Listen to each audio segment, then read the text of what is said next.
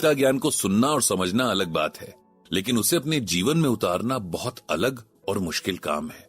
अगर किसी ने यह कर लिया तो उसका जीवन सफल है।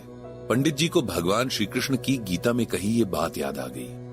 आत्मौपम्येन सर्वत्र समम पश्यति यो अर्जुन, सुखम वा यदि वा दुखम सह योगी परमो मतः।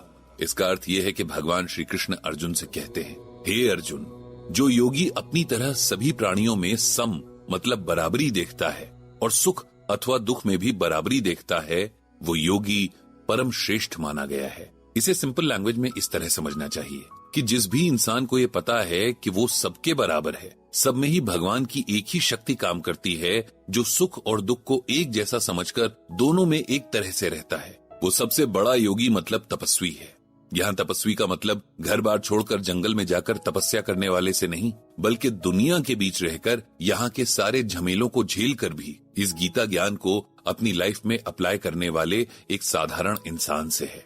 हालांकि ये करना आसान भी नहीं है, क्योंकि हम इंसानों की बचपन से ही इस तरह की कंडीशनिंग होती है कि हमें इस तरह की बातें कभी सिखाई नहीं जाती।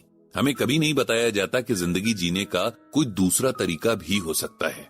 हमारे पास गीता ज्ञान जैसा ज्ञान का सागर होने के बावजूद हम ऐसी चीजों के पीछे भागते हैं जिनसे